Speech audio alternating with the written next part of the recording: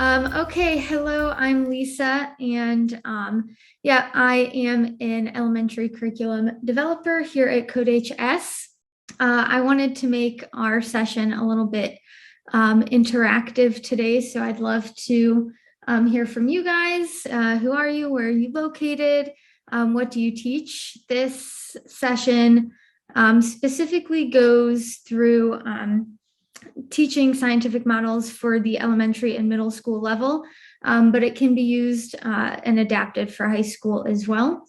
Yeah, love to know who's here. Try to hide these controls. Okay. And what you teach and how long you have been teaching computer science. And then we'll get started. Feel free to use the chat.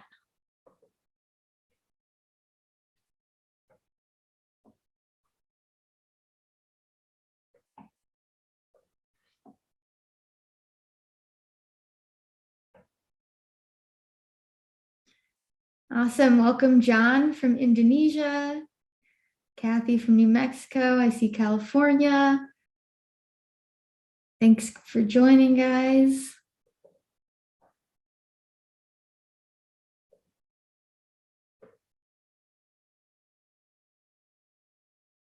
All right. We will go ahead and get started. We are talking about combining computer science with science. So specifically, if you are an interdisciplinary teacher, if you have any focus on science, this is a great session for you. And I hope that you enjoy what we're going to go through today. The outcomes for this session is first to understand how modeling in science can be used as an effective learning tool, and also to develop a scientific model based on evidence from observations. We are going to actually go into Scratch to make this model today, and you'll have a chance to create your own and choose if you want it to be interactive, animated, or a combination of both. So kind of the background for why we're focusing on developing and using models. This is a science and engineering practice from the NGSS standards.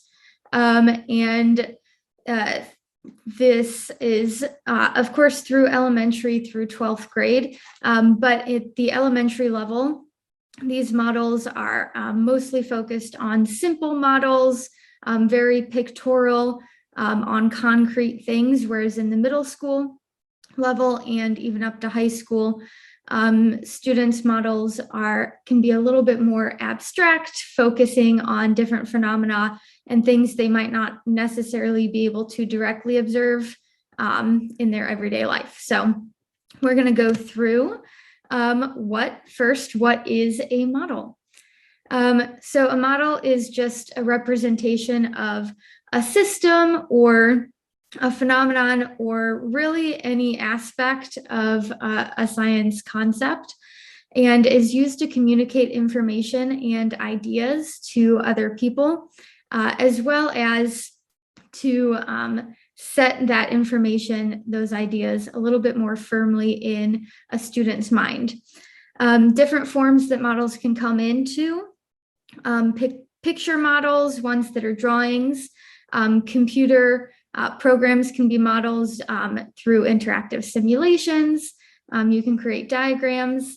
You can also have physical models that are a sculpture or a representation of something like this image here of a dinosaur and how it could have actually looked. And the reason for using these models in the classroom is it allows students to visualize phenomena, especially the more complicated the phenomena, the harder it is for students to wrap their mind around it if they're just maybe learning about it from a text or seeing somebody else's representation of it, allowing them the chance to actually create their own models Sorry, I saw the comment that you guys need access to the slides. Let me just see. I just changed it. Oh, perfect. Okay, I wasn't sure. Okay, thank you.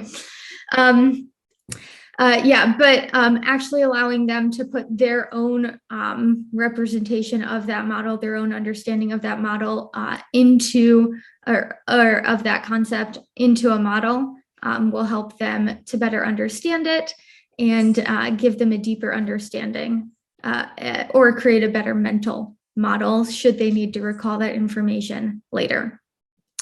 And the models that students are creating in the classroom, those are always representing their current understanding. And so this is creating models in the science classroom is not you create a model once and then you're done, that's the end of the assignment. Instead, modeling is more iterative. Students will create a model and then as they explore and learn new things, that model can then be adapted, can be changed as new evidence is presented. Another reason to use models in the classroom is it allows students to use their own creativity in their learning and to see how their learning can adapt over time. So it supports growth mindset as well.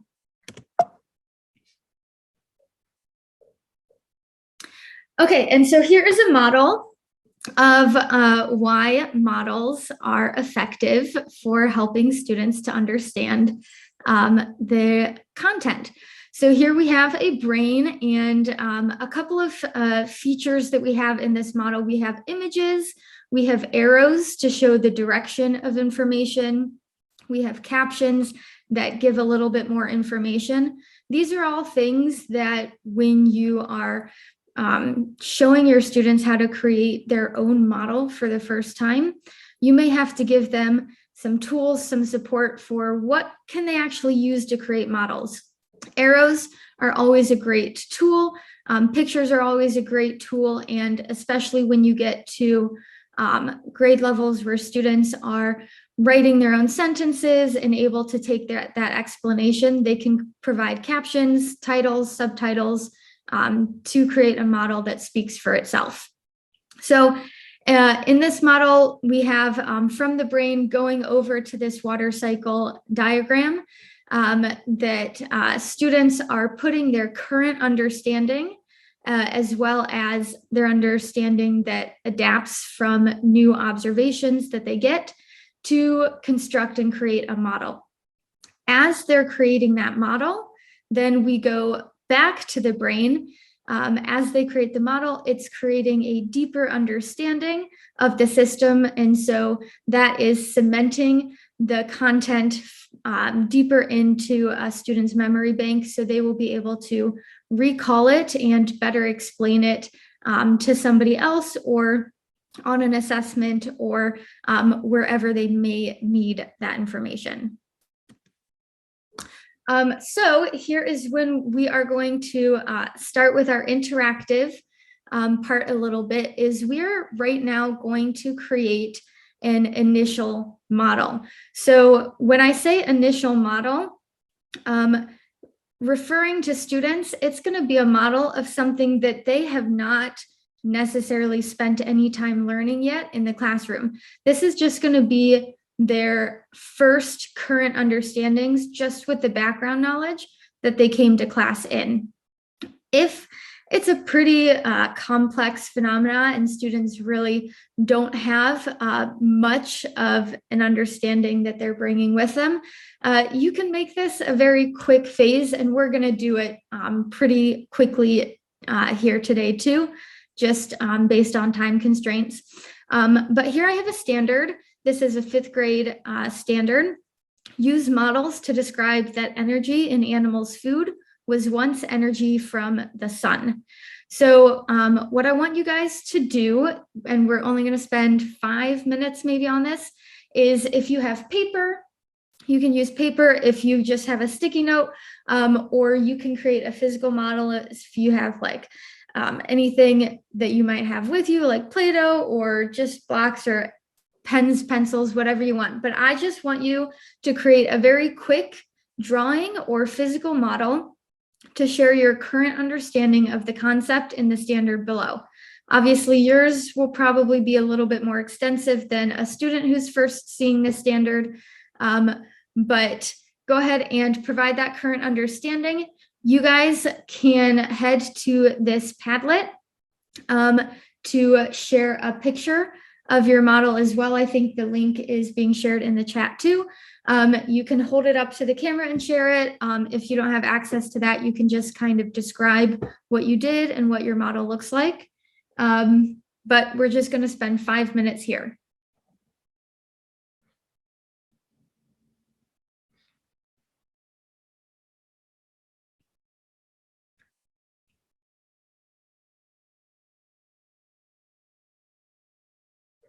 Sorry, I'm going to stop sharing for a moment so I can share my computer sound, which I meant to do. And then I'll share it again.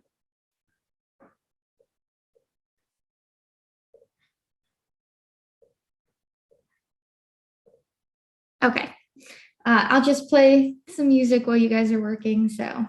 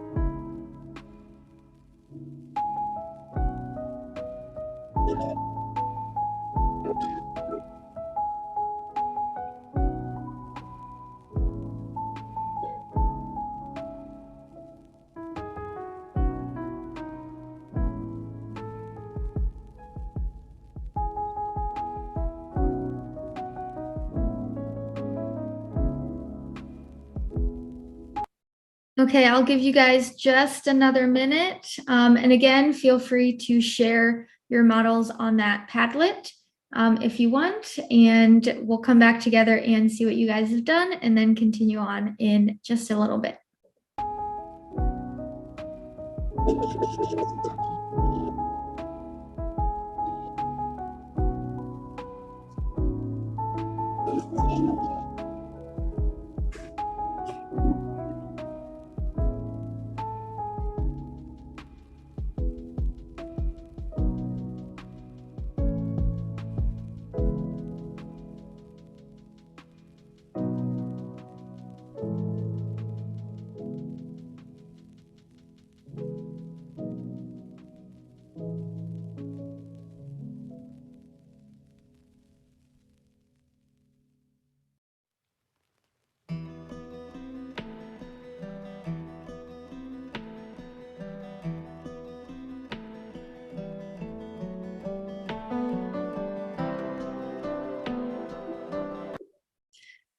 Okay, awesome. We have a couple of images that were shared, so I'll kind of highlight those.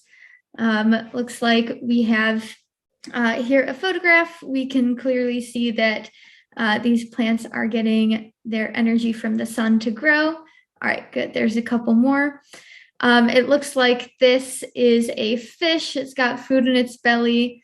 Awesome. So we can see that food is energy. Here's a little bit more of a complex model. We see the solar energy feeding the plants, and then the deer is getting that energy and it returns to the earth. Okay, awesome. Thank you guys for sharing. Let's continue on. So, as I mentioned earlier, scientific models are iterative. This is what we just did was our initial ideas about this standard. And in your classroom, after students do their initial ideas, that's when they're going to start doing their learning activities to actually learn about that content. So a couple of ways that can be done. They can read articles or text about the phenomena that's happening. They can do observations. They can complete experiments, watch videos. All of these are ways that students can gather more information. As they're gathering more information, they can take notes on how they can change their original model. When they're changing their original model, it could be that they add the new information right onto that first model with new arrows, new captions, or just filling in pictures as they go. This, again, also highlights the growth mindset. Students have started and they can clearly see with their initial model where their knowledge started. And then they are actually watching as their knowledge and their skills grow as they continue to dive into that content. So we are going to dive in a little more. Maybe that standard was unfamiliar to you. Maybe you couldn't get an accurate picture in your head. Maybe you had something great to go with this already. But we're gonna watch a quick video. We're not gonna watch the whole thing. But this is something that you can also do with your students, show them a quick video. And as we are watching this video, again, you can head into the Padlet. There's a second column and it says, how can you change your model? So while we watch this video, to gather new information, you can make observations and just type out or share what about what you're observing is going to make you change your model, or what changes can you make to your model that you started with. And then we will practice that.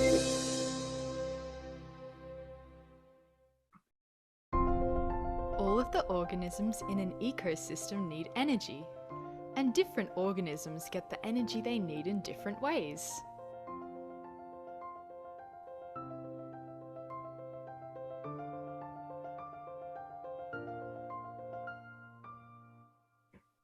Some make food through photosynthesis.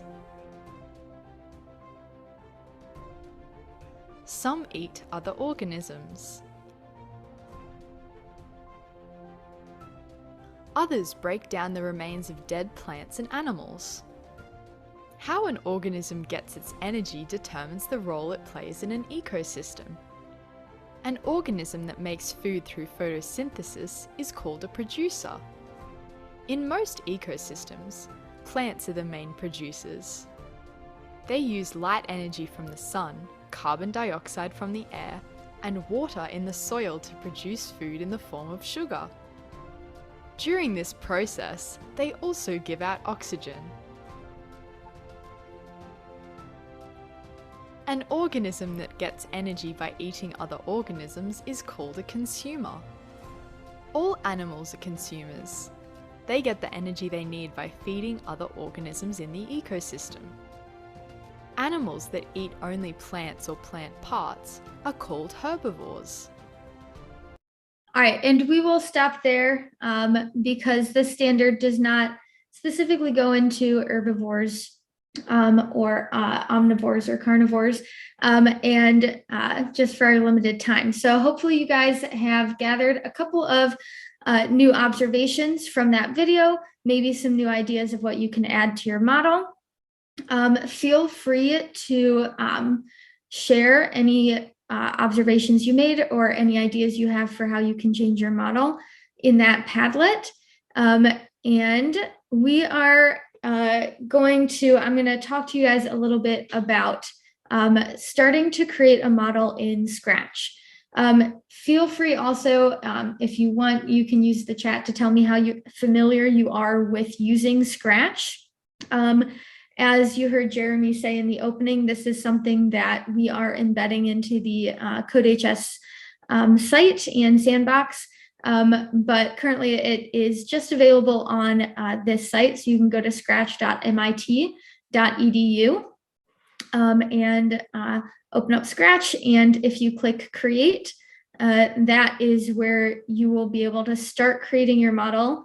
I'm going to go through a couple of different things just about how you can create a model that is interactive or animated in Scratch.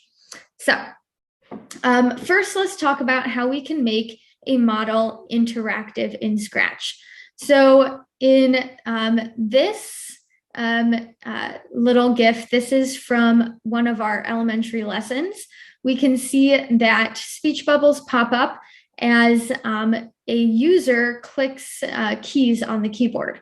So this is one way to make your program interactive, is by using a when this sprite is clicked block or a when keyboard key is pressed block. And then for this simple model, the only thing that these animals are doing is they are saying something. They're giving an explanation about what they are, about how they get their energy, and then it moves on to the next one. So we'll use say blocks for that. So if you come into Scratch and you can use whatever images you want, there's a huge library in Scratch if you click choose sprite that you can pick different animals from to create your model. But I'm just gonna, for the sake of time, use this basic one that we have. So in this one, the sun is already saying, okay, I produce light energy that turns into food, and that happens when the green flag is clicked. For each of these other sprites, to make them interactive, if you go to events, you can either say, okay, when this sprite is clicked, I want it to do something.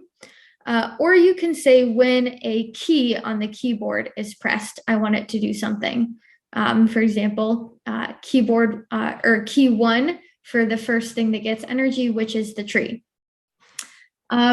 When you are there, you can go to looks and have your sprite say something. So for example, I can have the tree say, I'm a producer and I use energy from the sun to make my food. So there we are given an explanation of how that energy gets to the tree from the sun, and it's making its own food. Then when I click the green flag and I click the tree says that sentence. And each time I click the tree, it says that sentence. So that's just a basic way for making a program interactive. It's pretty simple for students to pull out these when sprite clicked or when key pressed events, as well as the say blocks. If you want to have a little bit of a more complicated program and add animation, you can do that too. So this one is actually showing a slightly different standard. It is just talking about how nutrients are traveling, which is similar to how energy travels throughout the ecosystem. And so for adding animation, we have blocks that can make sprites move, like the glide block or move blocks.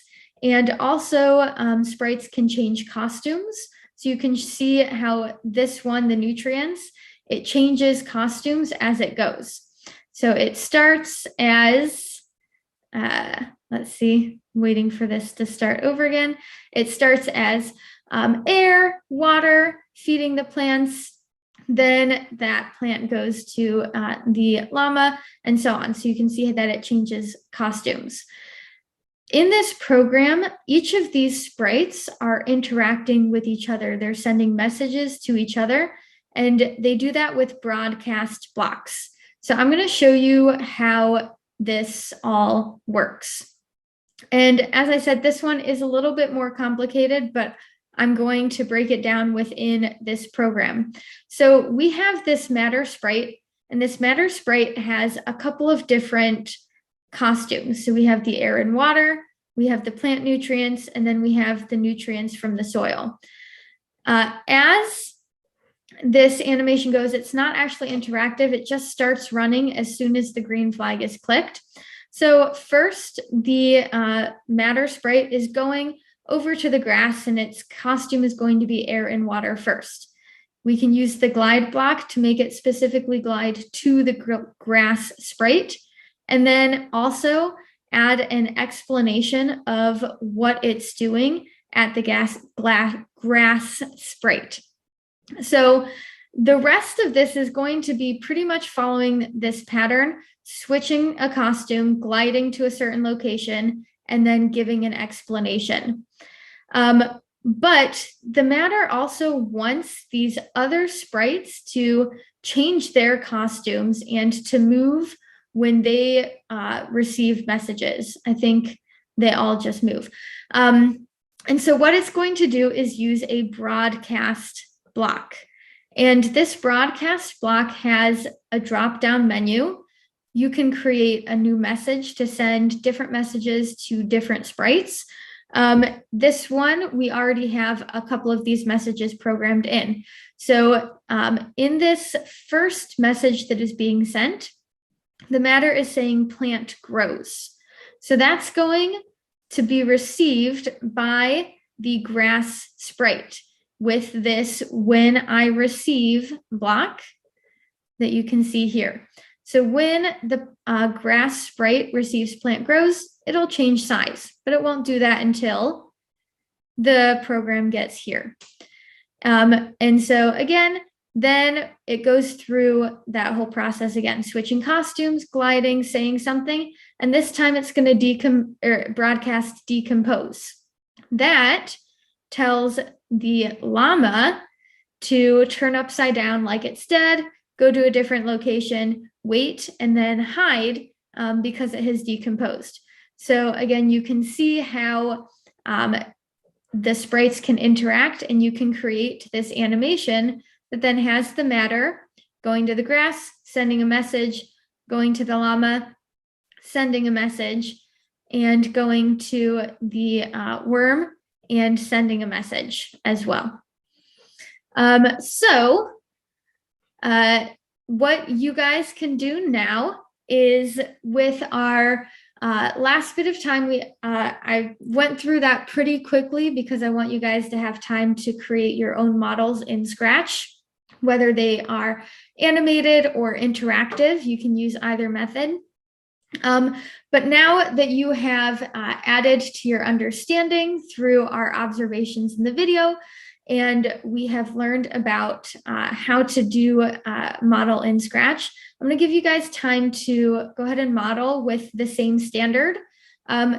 If you don't teach 5th grade and you don't want to do this standard, you can also go ahead and create an interactive or animated model of something that your students might be learning in science as well. But I'm going to give you guys about 10 minutes, maybe a little bit more, to create your models, and then you can share the link to your programs in Padlet as well. And I'll put some music on again. And if you need to go back to any of those other slides, you should have the link to the slides in the chat. So you should be able to go back and get some of that information as well.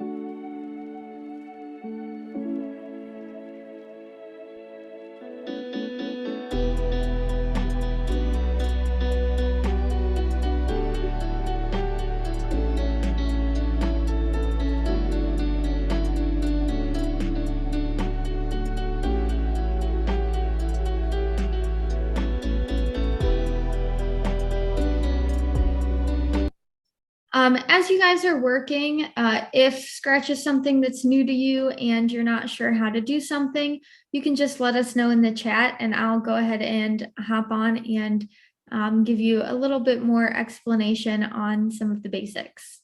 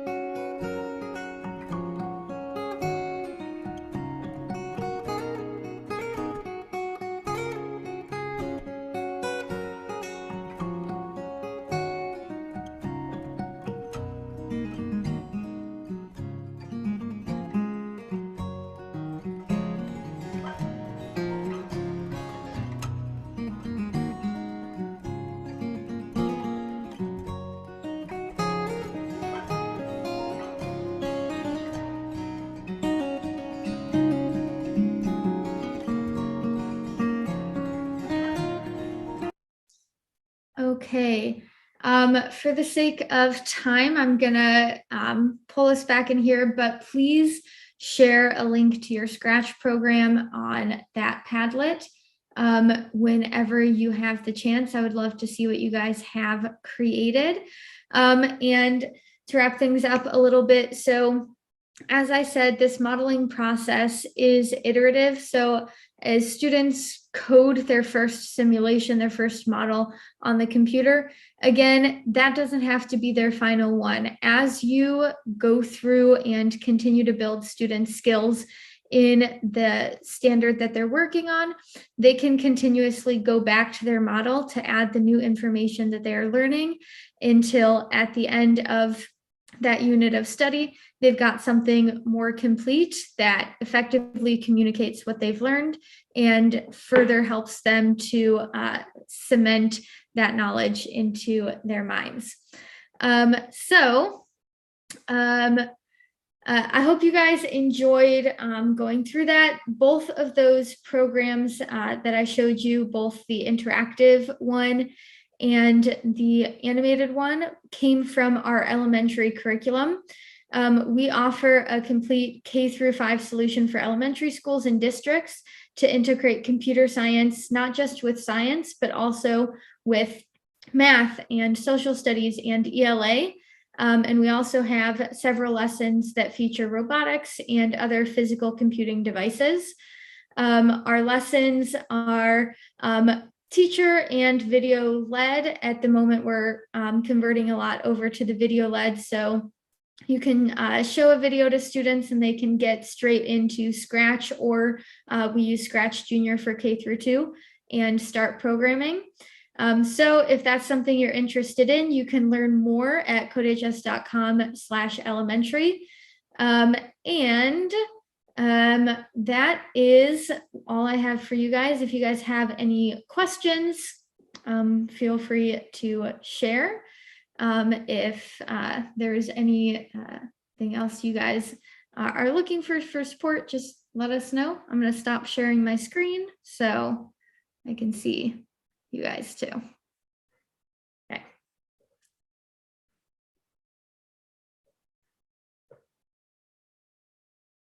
right. Thanks, Lisa. I love playing with Scratch. So that was awesome. I'm not a great giraffe drawer, but I did try. That was great. Thank you for sharing that. And thank you everyone for attending. We do have in the main room a closing session in about 3 minutes, and there will be some raffle drawings. You do have to be in the session to actually win those. So definitely go to the that room. I'm going to post the link in the chat right now. But you can head over there now. We'll be doing the closing session and the raffles in just a couple minutes. And thank you so much for attending today.